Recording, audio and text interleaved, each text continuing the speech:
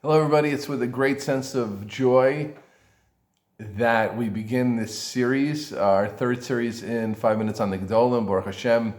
We had 10 sessions on Rav Aaron Kotler. We had 15 on the Alta Slobodka, of course. And now, on the verge of Daf Yomi, as all Klal Yisrael is getting so excited for the amazing siyum that will be around the world, and thousands of people are, in fact, being Messiah in the Daf Yomi.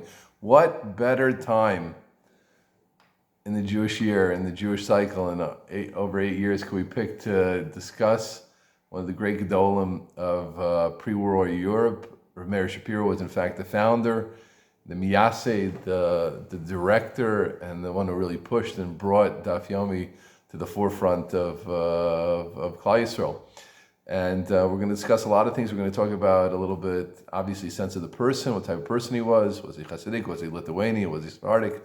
Who was he? Who were his Rebbeim? What were his accomplishments? What was the context of the Daf Yomi? Was the Daf Yomi just like some one great idea that he had one day, or did it reflect a certain life attitude? His Torah, his genius, his wittiness, his amazing oratory skills. We're going to deal with a lot of different things, and I'm really, really excited to start. I don't know how many sessions we're going to have. We'll see as we go. So let's start. He was born in 1887. In fact, on the 7th of Adar. The 7th of Adar is also, of course, a relevant day because that was the day that Moshe Rabbeinu was born and passed away. Perhaps a glimpse, a sense of his greatness that was. His father, now, I know sometimes we hate to hear it, but we should realize that many Gedolei Yisrael, there were those who just pushed their way and came from nothing, and they weren't so smart and weren't such natural geniuses, etc. But there were those that were natural geniuses and came from great yichus, and it seems to be he was such a person. He had his difficulties in life, definitely, but his father was a great-grandson of Pinchas Karitzer, who was a very, very famous Hasidic figure. And of course, he was Hasidic, Rav Meir Shapiro. Anybody who's seen the pictures realizes he was Hasidic. And his mother's side, he was descended from the Bach and the Taz. And already at 4 years old, he showed his amazing oratory skills. Different Gedolim, some don't speak at all. We think of Chaim Kanievsky, and never speaks publicly. Rav Elyashiv just about never spoke publicly. Yibodel B'Chaim L'Chaim, Ben Chaim L'Chaim, and Rav Elyashiv did get shiurim publicly. I think Rav Chaim doesn't give shiurim publicly even. And there are those that were like this, those like that. And one thing I've tried to describe in these sessions so far, and we'll continue to make that point, is that Gedolei Yisrael were different. Just like the great Shvatim, just like Avram Yitzchak and Yaakov were different, Gedolim were different. We'll see many differences in Rav Meir Shapiro. We're going to discuss outward differences, like great speaking, and now we're going to discuss some Pnimi differences, Shita differences in this session, which I'm excited to talk about how some Gedolei Yisrael are work differently and view things and how to move Klal Yisrael differently. We'll get into that. But anyway, when he was 4 years old, he already showed his great, amazing oratory skills. And at his chumash, he spoke at his chumash party, and one of the assembled people whose brother had just become a Rav in a major city in Lvov, and he said, this is 4 years old, he said, it's good that, if not for his age, they would have taken this kid and not my brother.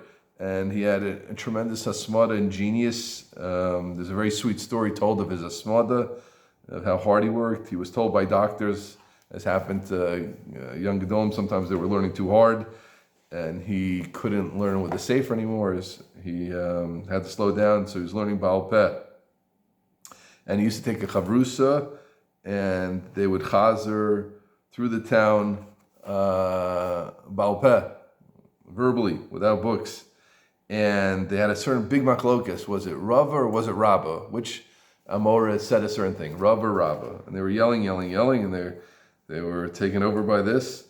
And eventually they snuck into a certain house to find out the way they needed to. They went through an open window, their children, right? They went in through a window to figure out who was right.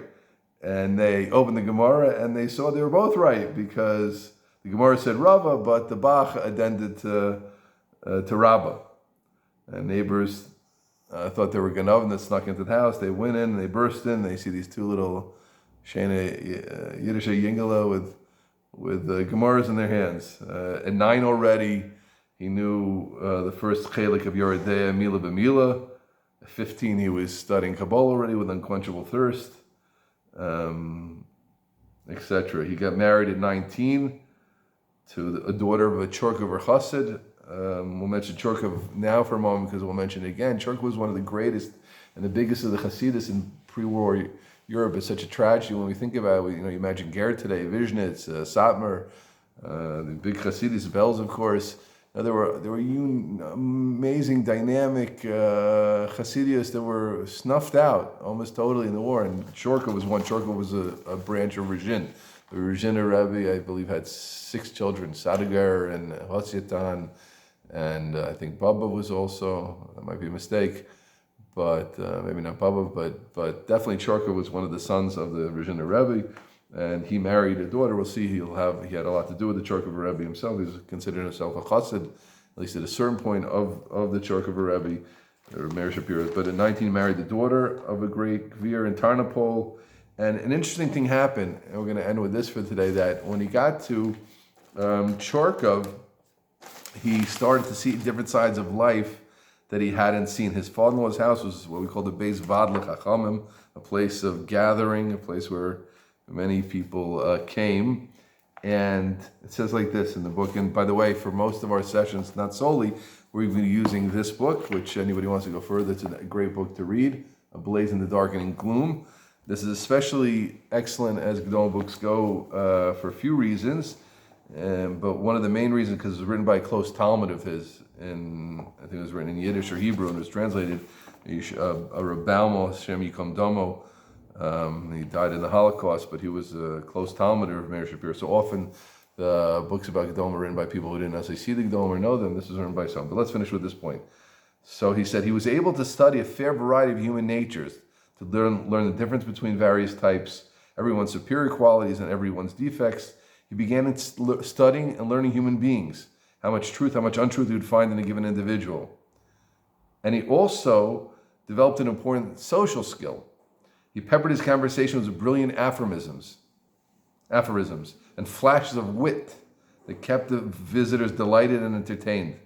And the lasting effect was that they formed ties of friendship. And he could also turn every conversation into a Torah conversation.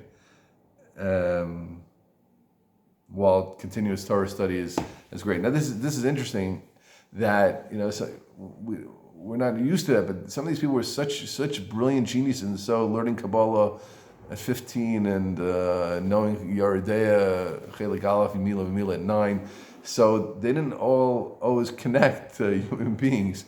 And there was a stage in the development where as Gedolim and leaders in Manhigim where they needed to do that, and Rav Meir Shapiro definitely did take that step. It seems when he was after his marriage and in his father's house, which obviously led him to, was part of what helped him as he went on. Okay, we're going to continue in next year and start talking about his many accomplishments.